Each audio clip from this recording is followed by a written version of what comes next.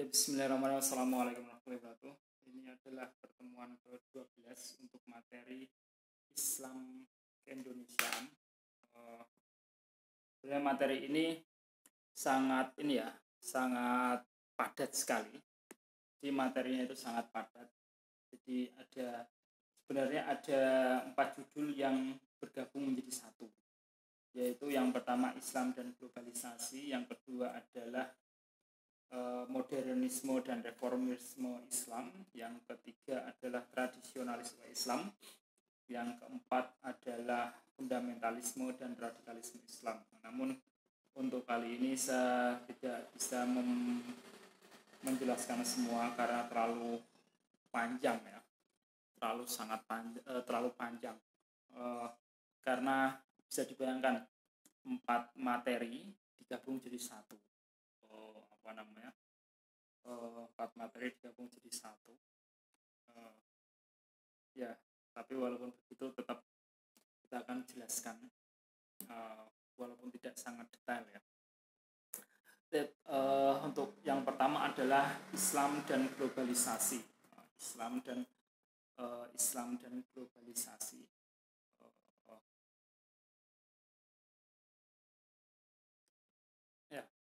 Yang pertama adalah Islam dan globalisasi.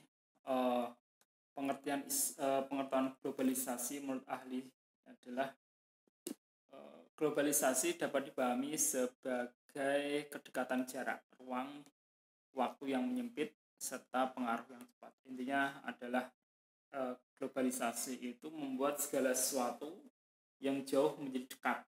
Itu baik yang lama menjadi sebentar.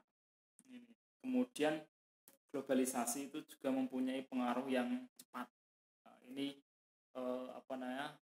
globalisasi secara umum. Kemudian Yusuf Qaradawi dalam bukunya Islam dan Globalisasi Dunia mengatakan bahwa globalisasi mengandung arti menghilangkan batas kenasionalan dalam bidang ekonomi dan membiarkan sesuatu bebas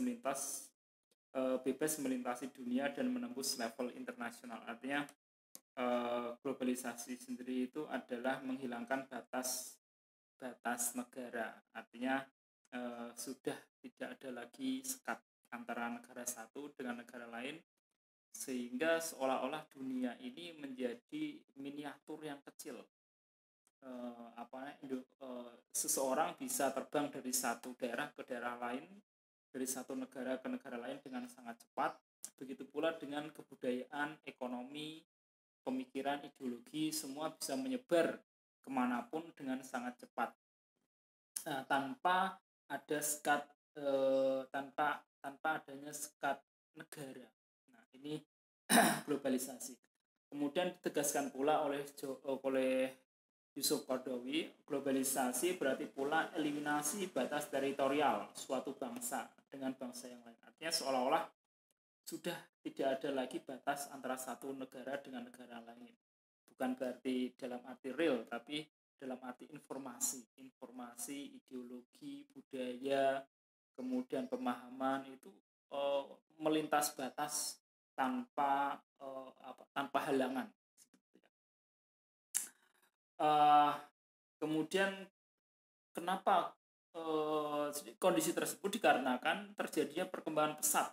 Jadi globalisasi ini terjadi akibat dari teknologi komunikasi, transformasi ini begitu sangat cepat, sehingga memudahkan seorang itu bisa pindah dari satu tempat ke tempat yang lain.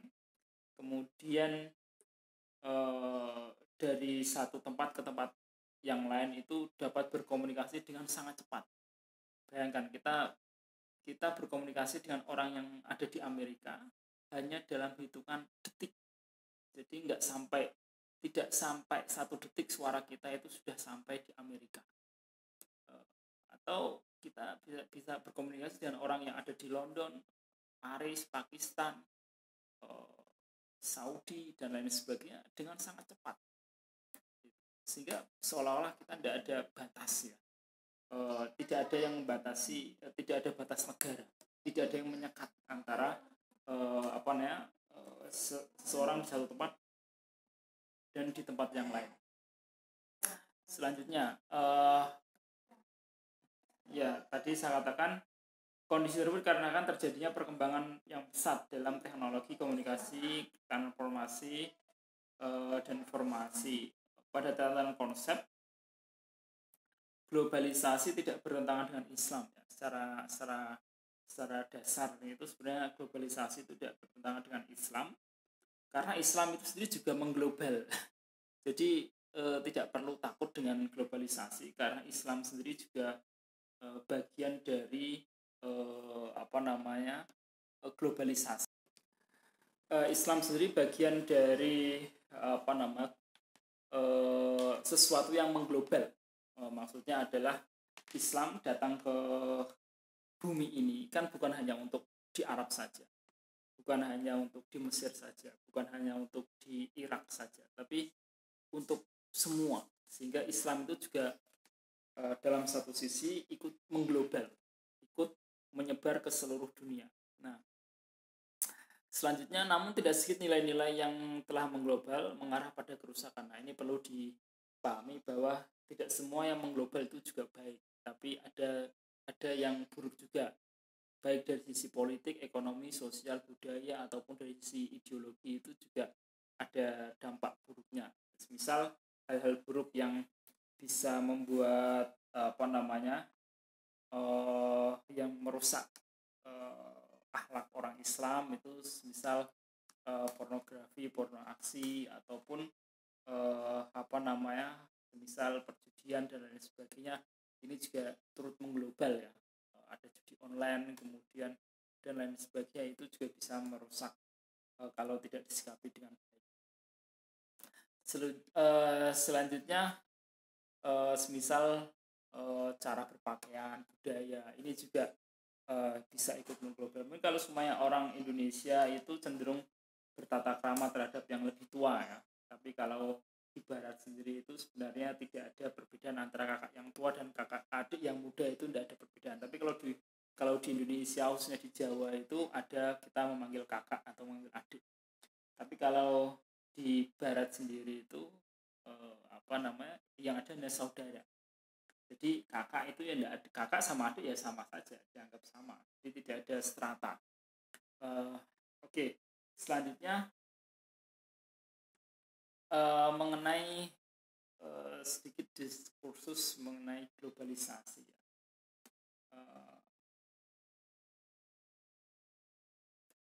Ciri-ciri globalisasi, ada banyak indikasi yang menunjukkan telah berlangsungnya proses globalisasi pada masyarakat dunia. Diantaranya setiap hari kita menyaksikan ribuan manusia terbang di seluruh dunia. Ribuan manusia, bukan mungkin ratusan ribu, bukan ribuan ya. Kalau ribuan sedikit, tapi ratusan ribu manusia itu terbang ke berbagai belahan dunia. Kemudian hadirnya media komunikasi dan informasi seperti internet, telepon, televisi, radio yang tidak mengenal batas teritorial tertentu. Jadi adanya internet, telepon, televisi ini bisa menembus batas negara, bahkan sangat cepat gitu. Kemudian selanjutnya perusahaan-perusahaan multinasional yang kecil, dari yang kecil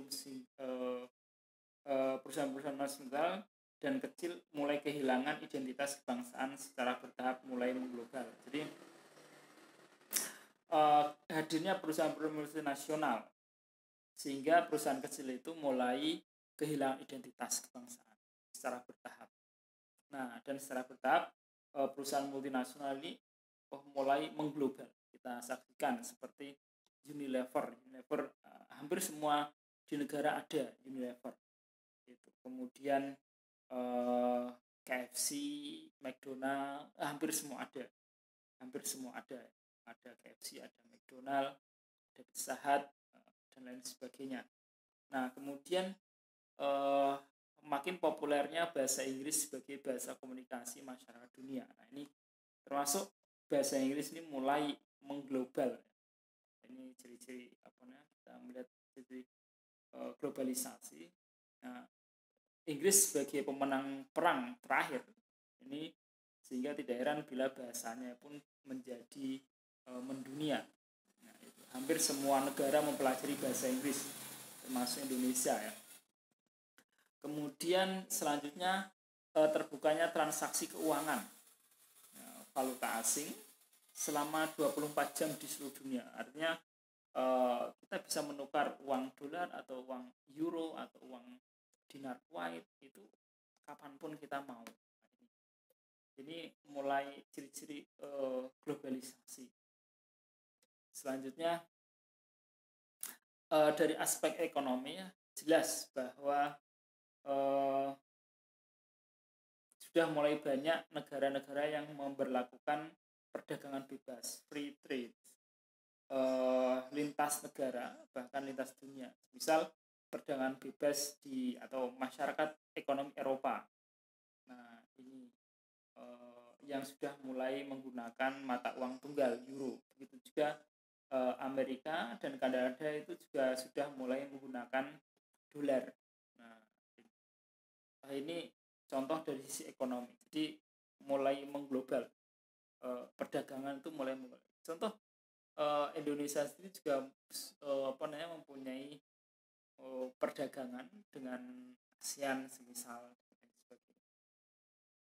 Oke, ini dari aspek ekonomi. Aspek ekonomi sudah mulai. Jadi dari aspek ekonomi, misal kita melihat perusahaan-perusahaan itu sudah mulai mendunia juga, mengglobal juga, semisal Astra itu, atau semisal Honda ya, Honda hampir semua negara itu ada produk Honda, atau Mercy atau BMW dan lain sebagainya, itu sudah mulai hampir semua negara ada produk mereka. Kemudian dari aspek teknologi, manusia zaman sekarang ini dan zaman yang akan datang itu akan bergantung banyak pada teknologi. Karena apa? Teknologi ini mampu mempermudah dan mempercepat manusia, mampu mempermudah dan mempercepat pekerjaan manusia, sehingga mau tidak mau dengan adanya teknologi ini pun semakin memudahkan manusia berhubungan dengan manusia di negara lain, antar negara, bahkan antar benua ya. Kemudian era teknologi ini, era cyber ini banyak mengubah tatanan struktur kehidupan manusia. Manusia sudah mulai berhubungan tidak langsung. Jadi tidak tatap muka, tapi berhubungan melalui alat handphone, melalui pesan WhatsApp, internet dan lain sebagainya. Nah, ini juga merubah perilaku manusia. Manusia menjadi lebih dekat dengan HP-nya daripada dengan saudaranya. Nah, ini atau manusia lebih dekat dengan HP-nya daripada dengan orang tuanya, kan seperti itu. HP dipegang kemana-mana, kan seperti itu, dan lain sebagainya. Hadirnya media internet dewasa ini telah banyak membuka sisi kehidupan yang tidak pernah dibayangkan oleh, jangankan 1 abad yang lalu, 50 tahun yang lalu itu ya mungkin belum bisa kebayang sampai sekarang. Gitu. Betapa dahsyatnya kehadiran internet.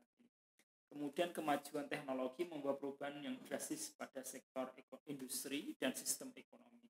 Ini dari aspek teknologi, semua menjadi lebih mudah, semua menjadi lebih ringan karena ada teknologi, baik itu sisi industri ataupun baik sisi ekonomi. Jadi dari sisi industri, orang itu pabrik sudah tidak membutuhkan orang, tapi sudah digantikan dengan mesin. Misal bahkan kita mau nabung pun kita tinggal masukkan ke mesin store tunai di ATM. Tidak perlu menyerahkan ke orang teller yang ada di bank, itu tidak perlu. Cukup dimasukkan ke mesin ATM store tunai, semua sudah beres. Nah, ini sangat dahsyat ya kemajuan dampak dari teknologi terhadap globalisasi. Selanjutnya, sikap terhadap globalisasi. Nah, umat Islam aspek budaya ini juga berpengaruh. Budaya itu juga ikut mengglobal. Kita bisa melihat misalnya kebudayaan Amerika itu juga mengglobal kemana-mana, atau desain pakaian dari Prancis mengglobal ke seluruh dunia, atau desain pakaian semisal ya, bahkan gamis dari Arab Saudi pun bisa mengglobal ke seluruh dunia. Ini dasarnya globalisasi. Nah, pola pikir manusia juga mulai berubah. Kemudian dari aspek pendidikan, ini juga orang-orang itu negara-negara itu sudah mulai merencanakan pendidikan mereka untuk agar pendidikan mereka itu mampu menciptakan manusia-manusia yang global, manusia yang multinasional, menguasai dan mempengaruhi dan memiliki pengaruh secara global. Kita ambil contoh Amerika, dalam dokumen Amerika 200 an educational strategy, ada 6 tujuan pendidikan nasional di Amerika. Salah satunya bahwa Amerika Serikat ingin memiliki pengaruh secara global, dan itu akan ditanamkan dari pendidikan. Jadi untuk mencapai pengaruh global, maka mereka mendidik anak-anak mereka untuk bisa bersaing di tingkat global. Kemudian untuk mencapai cita-cita itu, pendidikan nasional diformulasikan sebagai para pelajar Amerika harus menjadi yang pertama di dunia dalam bidang sains dan matematika. Artinya untuk mencapai individu-individu yang mempunyai pengaruh global, maka mereka harus unggul di bidang sains dan matematika. Oke, selanjutnya, lalu bagaimana sikap umat Islam terhadap globalisasi? Nah, sikap umat Islam terhadap globalisasi ini ada 3. Yang pertama adalah kelompok yang menerima secara mutlak. Nah, kelompok ini seperti fanatik buta terhadap apa yang keluar dari Barat. Nah, kelompok ini pernah disinggung oleh Rasulullah SAW dalam hadisnya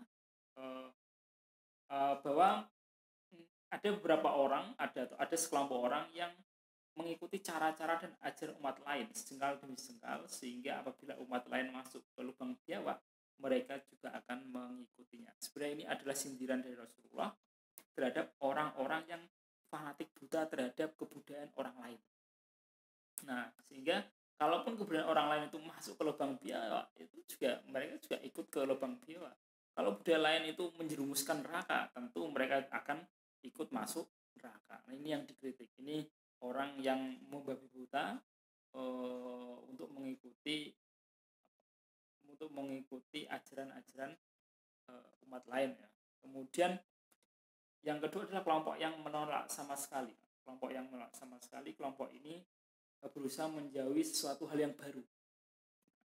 Mereka ingin hidup di masa lampau sehingga tidak mau untuk menerima hal-hal yang baru.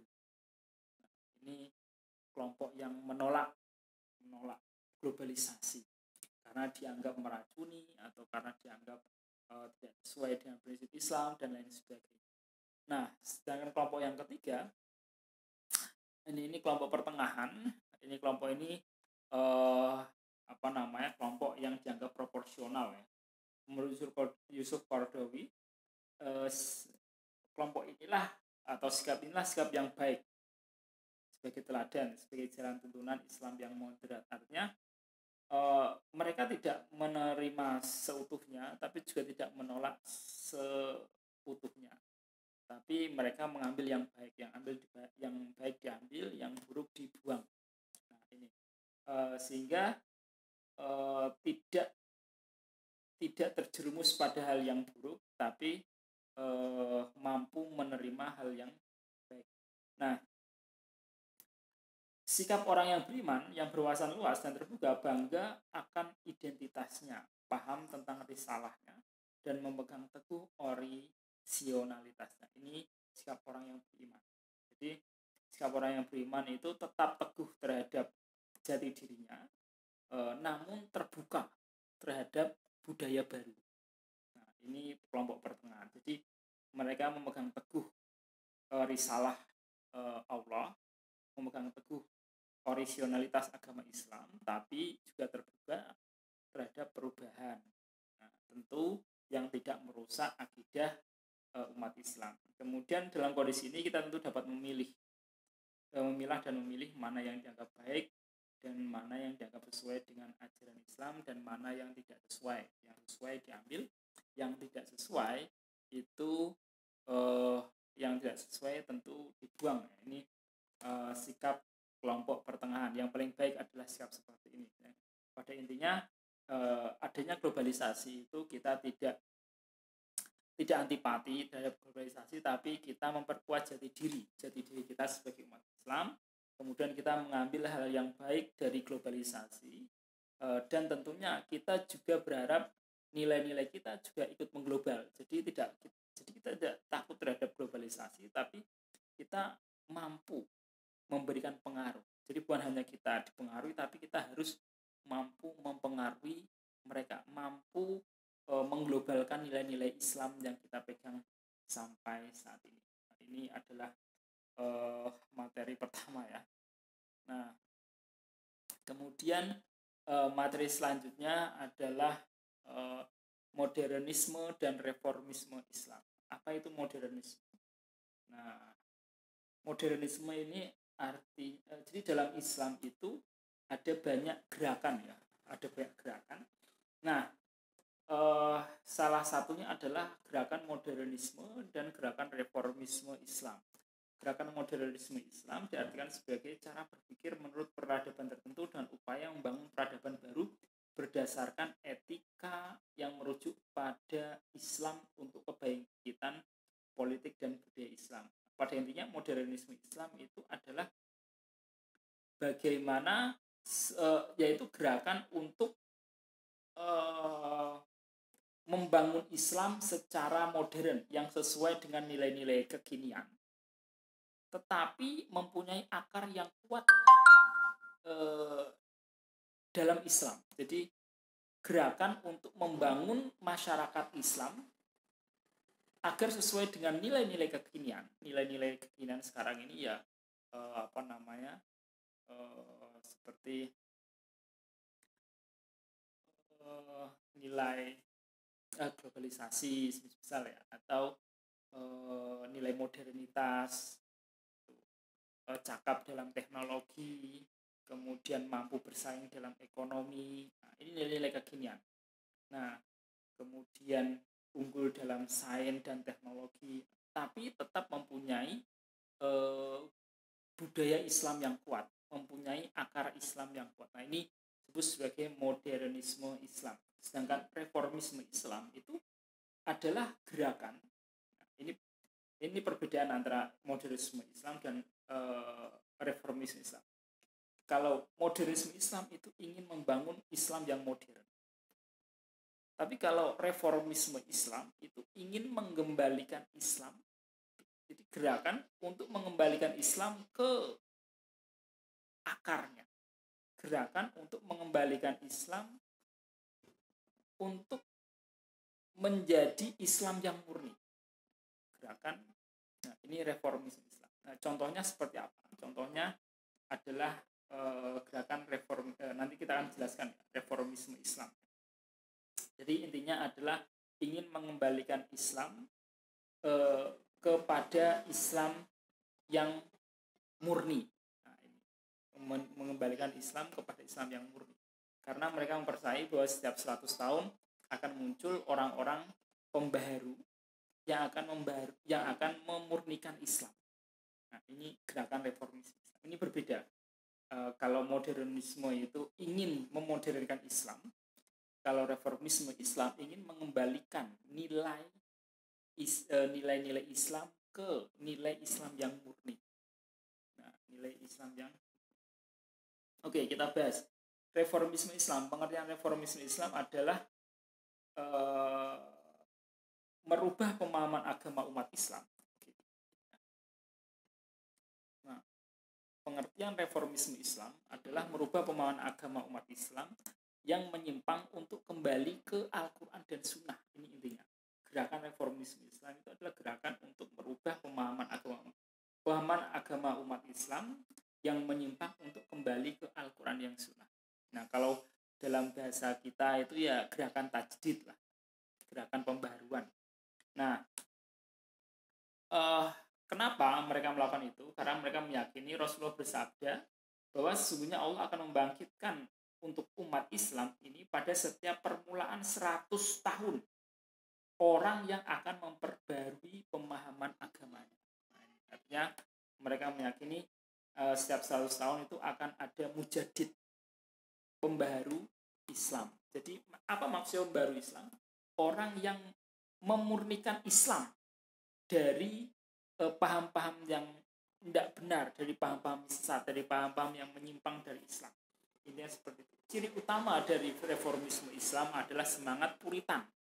Puritan itu apa? Pemurnian nilai Islam kembali, yaitu menekankan kepada ajaran Islam yang murni. Nah, ini inti dari reformisme, gerakan reformisme Islam, memurnikan agama Islam. Selanjutnya, bentuk reformisme Islam dalam dunia Islam itu sendiri ada 3 tipologi ya. Nah, yang pertama adalah gerakan revivalis. Gerakan revivalis ini muncul di akhir abad ke-18 dan abad ke-19, biasanya dikenal dengan tajdid. Nah, gerakan tajdid ini adalah suatu proses yang dengannya komunitas muslim menghidupkan kembali kerangka sosial, moral, agama dengan kembali ke dasar-dasar Islam. Ini reformisme Islam. Intinya kembali ke nilai-nilai Islam yang dasar. Nah, tokoh utama dari gerakan revivalis ini adalah Ibnu Taimiyah, kemudian Ahmad Sirhindi, kemudian Syekh Waliullah Dihlawi, ini dari India, kemudian Muhammad bin Abdul Wahab, ini dari Arab Saudi. Ini gerakan revivalis ya. Kemudian selanjutnya gerakan modernisme. Nah, kalau modernisme ini kebalikan dari revivalis. Itu gerakan modernisme itu ingin membentuk peradaban Islam yang modern. Ingin membentuk peradaban Islam yang modern, atau ingin memperbarui Islam agar sesuai dengan nilai-nilai modern, memperbarui ijtihad Islam untuk selaras dengan nilai-nilai modern. Nah, ini muncul di akhir abad ke-19 menyerukan dilakukannya upaya-upaya baru ijtihad untuk menggali prinsip-prinsip dari Al-Quran dan Sunnah yang otentik, dan untuk merumuskan prinsip-prinsip tersebut diperlukan berdasarkan untuk merumuskan hukum-hukum yang diperlukan berdasarkan prinsip-prinsip tersebut. Intinya menyerukan upaya ijtihad yang baru yang sesuai dengan alam kemodernan ini, tapi tetap berdasarkan pada landasan Al-Quran dan Sunnah. Nah, ini gerakan modernisme. Nah, yang terakhir dipelopori kalau di India dipelopori oleh Syed Ahmad Khan. Kemudian kalau di Timur Tengah dipelopori oleh Jamaluddin Al-Afghani. Kalau di Mesir, nah ini jelas dipelopori oleh Muhammad Abduh. Muhammad Abduh itu ingin menyerukan pembaruan Islam. Artinya Islam itu ya jangan kolot lah. Islam itu jangan katrok. Islam itu harus modern. Nah, ini hasil dari gerakan, kita ambil contoh ya, gerakan Muhammad Abduh itu di Al-Azhar sendiri dulu ketika sekolah itu lesehan. Tapi setelah adanya gerakan modernisme dari Muhammad Abduh, kemudian Al-Azhar itu berubah menjadi sekolah itu ada kelas, ada ruang kelas, ada meja kursi, ada kurikulum, kemudian ada tingkatan, ada ijazah, ada wisuda dan lain sebagainya. Ini karena ada pembaruan modernisme dari Muhammad Abduh.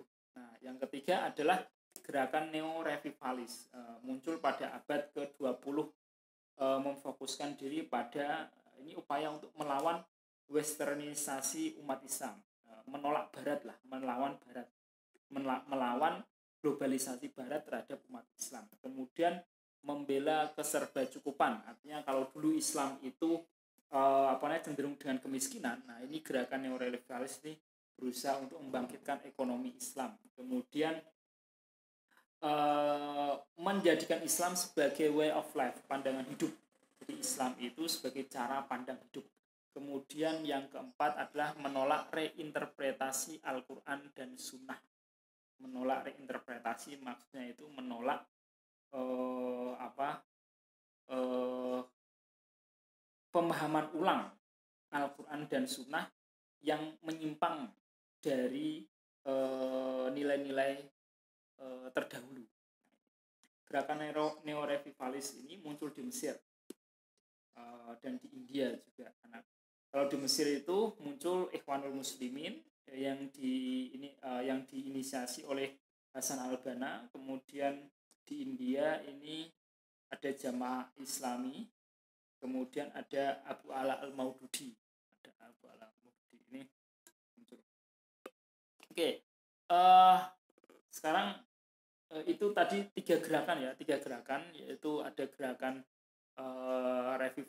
revivalis, kemudian gerakan modernis, kemudian ada gerakan neo-revivalis. Intinya kalau gerakan revivalis itu ingin menjadikan umat Islam kembali ke akarnya. Kalau gerakan modernisme itu ingin merubah Islam sesuai dengan nilai-nilai modern, tapi tetap mempunyai akar yang kuat. Kalau gerakan neo-revivalis ini berusaha untuk melawan westernisasi, globalisasi Barat yang berusaha merusak Islam. Nah, kemudian gerakan untuk agar kita kembali ke Al-Quran dan Sunnah. Ini gerakan neo-revivalis. Ada Ikhwanul Muslimin, kemudian ada Jamaah Islami, kemudian ini Jamaah Islami yang dibuat oleh Abu Ala al-Maududi dari India. Ya. Selanjutnya kita masuk ke tradisionalisme Islam. Nah, ini berbeda tradisionalisme Islam dengan gerakan revivalis ya. Kalau gerakan revivalis gerakannya untuk ke Islam yang murni. Nah, tapi kalau tradisionalisme Islam adalah sikap. Nah, lebih pada sikap, bukan pada gerakan. Sikap. Tradisionalisme merupakan ajaran filsafat dan teologi yang menolak adanya kesanggupan manusia menemukan kebenaran sendiri. Maksudnya apa? Tradisional Islam itu ingin memegang Islam secara teguh. Jadi Islam adalah satunya sumber. Jadi menolak akal. Bukan berarti dia menolak akal semuanya, tapi hanya menggunakan sedikit akal. Karena apa? Lebih mengutamakan ajaran Islam sebagai landasannya. Kemudian menurut pendapat mereka bahwa semua kebenaran harus diturunkan melalui wahyu ilahi. Ini ciri tradisional Islam. Nah, tradisionalis Islam ini sendiri kalau tradisional Islam ini sebenarnya kalau kita artikan dalam bahasa Indonesia itu ya Islam kolot ya, Islam kolot. Artinya Islam yang menolak modernisasi, Islam yang orang Islam yang ingin teguh dengan keislamannya dan menolak sesuatu hal yang baru. Nah, ini bisa dikatakan sebagai tradisionalisme Islam. Kalau sekarang hampir sudah tidak ada ya, atau mungkin kalaupun masih ada sedikit-sedikit mungkin di desa-desa, di pelosok-pelosok, atau mungkin orang yang mempunyai pemahaman yang sangat mungkin agak kolot, atau mungkin karena dia memang anti perubahan. Nah, tradisionalis Islam pernah menjadi reaksi terhadap pandangan rasionalisme dan materialisme. Artinya mereka menolak rasionalitas dan menolak materialisme. Intinya mereka itu ingin hidup dengan nilai-nilai Islam dan menolak materialisme, zuhud ya. Mereka zuhud, kemudian menolak rasionalisme. Artinya mereka udahlah cukup dengan Al-Quran, tidak perlu dengan teknologi, tidak perlu dengan rasional, tidak perlu dengan rasio akal, tidak perlu, cukup dengan Islam. Nah, ini salah satu ciri dari tradisionalisme Islam. Nah, intinya mereka ingin kembali kepada kondisi-kondisi tradisional keagamaan, kesusilaan sosial maupun politik. Intinya ingin kembali ingin hidup seperti zaman kuno, ingin hidup seperti zamannya para nabi. Nah, ini tradisionalisme Islam. Nah, ciri-ciri tradisionalisme Islam. Yang pertama adalah eksklusif. Eksklusif itu tertutup. Dia tidak mau terbuka dengan sesuatu hal yang baru. Ingin hanya bercengkrama dengan budaya-budaya yang sudah lama. Itu budaya-budaya salaf terdahulu. Ini ciri-ciri tradisionalis Islam. Kemudian cenderung kolot ya, tidak dapat membedakan antara ajaran dan non ajaran. Maksud contoh seperti ini ya. Kita ambil contoh, Islam mengajarkan untuk laki-laki menutup aurat. Nah, aurat laki-laki itu dari pusar sampai ke mata kaki, sampai ke lutut ya. Nah, ini ajaran Islam. Nah, sedangkan budaya Arab itu memakai gamis. Nah, orang tradisionalis Islam atau pengikut tradisionalis Islam itu menganggap bahwa gamis itu syariat. Nah, padahal gamis itu bukan syariat. Yang syariat itu menutup aurat. Gamis itu adalah budaya Islam. Nah, tapi oleh orang-orang yang mengikuti tradisionalisme Islam itu ia menganggap bahwa gamis itu syariat, padahal itu adalah budaya. Yang syariat apa? Yang syariat itu menutup aurat untuk laki-laki dari pusar sampai lutut. Entah itu pakai baju koko, entah itu pakai kaos, entah itu pakai kemeja, entah itu pakai jas, itu pakai apapun itu dipersilakan asal menutup aurat. Nah, itu ajaran Islam. Tapi kalau pandangan orang tradisionalisme Islam itu mereka menganggap kaos itu tidak syar'i, yang syar'i ya gamis. Nah, ini sedikit contoh ya, karena mereka tidak dapat membedakan antara mana yang ajaran dan mana yang bukan ajaran. Yang ketiga, tradisionalis Islam itu berorientasi ke belakang. Maksudnya apa? Mereka ingin hidup di masa lampau. Mereka ingin hidup seperti zaman para nabi. Nah, maksudnya kalau makan ya pakai tangan, itu kemudian kalau makan itu ya lesehan, kaki satu yang kanan diangkat, kaki yang kiri itu untuk menyangga tubuh. Nah, ini dia ingin hidup seperti zaman Nabi lah, seperti itu. Kemudian bahkan sampai sikat gigi pun pakai siwak, nah, dan lain sebagainya, pakai kayu siwak. Dia ingin hidup seperti di zaman masa lampau. Kemudian orang-orang tradisionalis ini sangat tekstual. Jadi memahami Al-Quran itu ya apa adanya, tidak ada interpretasi, tidak ada penafsiran, ya memahami Al-Quran plak seperti itu. Tidak ada penafsiran, tidak ada pemahaman untuk menyelaraskan dengan pemahaman yang baru, tidak ada. Ini sangat tekstualis. Misal kalau Rasul mengatakan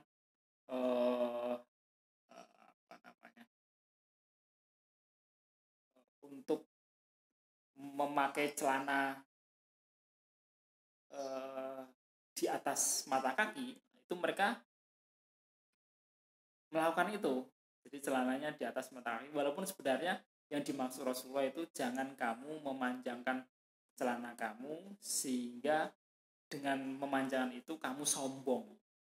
Nah, yang seharusnya digarisbawahi adalah jangan sombong. Tapi oleh orang-orang tradisionalis menganggap bahwa yang dianjurkan itu adalah memakai celana congklang atau dilarang memakai celana panjang yang menyeret. Nah, ini tentu berbeda ya. Nah, intinya mereka itu sangat tekstual, memahami ajaran agama itu ya apa adanya, tidak ditambah dan tidak dikurangi. Nah, kemudian selanjutnya adalah kurang menghargai waktu, cenderung melakukan sesuatu tanpa memperhitungkan waktu. Misalnya sistem pendidikan pesantren yang tidak memiliki pengembangan dan batasan kurikulum, artinya segala sesuatunya yang mengalir saja tanpa ada strategi, tanpa ada tanpa ada kurikulum yang jelas, tingkatan dan lain sebagainya. Kemudian lebih mengutamakan perasaan dari akal pikiran. Artinya mereka lebih mengutamakan fanatisme daripada akal rasional. Selanjutnya, kurang menghargai ilmu pengetahuan dan teknologi modern, karena mereka ingin hidup di zaman Rasul, jadi mereka menolak kemodernan, ya, menolak kemodernan. Jadi ingin hidup di masa lampau. Nah, kemudian selanjutnya mereka jumud dan statis, tidak mau mengikuti perubahan. Intinya mereka anti perubahan. Mereka ingin hidup seperti hidup di masa lampau. Nah, orang-orang tradisionalis ini, kalau kita lihat ya, kalau di Indonesia itu ada gerakan Salafi. Nah, ini orang-orang tradisionalis. Atau mungkin kalau di NU dulu ada NU Salafi, ada. Kalau sekarang mungkin sudah sedikit, ya. Itu ada gerakan, ada orang tradisional. NU itu dulu disebut sebagai kaum tradisionalis karena anti perubahan. Orangnya kalau kemana-mana pakai sarung, nah itu nggak mau pakai celana, gitu. Nah, tapi kalau sekarang sudah banyak orang NU yang pakai celana, udah banyak yang lebih terbuka. Kalau dulu sangat tertutup. Kalau tidak NU ya bukan Islam. Nah, Islam itu ya NU. Itu ciri-ciri orang-orang tradisionalis. Tapi sekarang sudah mulai terbuka, mereka sudah mulai banyak bergaul dengan orang, sehingga kalau di NU sendiri itu mulai agak sedikit. Kalau kita lihat contoh gerakan NU itu sendiri lebih cenderung gerakan tradisionalis. Kalau Muhammadiyah itu lebih cenderung ke gerakan modernis. Nah, ini jadi kalau lebih simpelnya, ya, kita ambil contoh, kalau Muhammadiyah lebih ke modernis, kalau NU itu lebih ke tradisionalis. Saya kira demikian. Syukran. Assalamualaikum warahmatullahi wabarakatuh.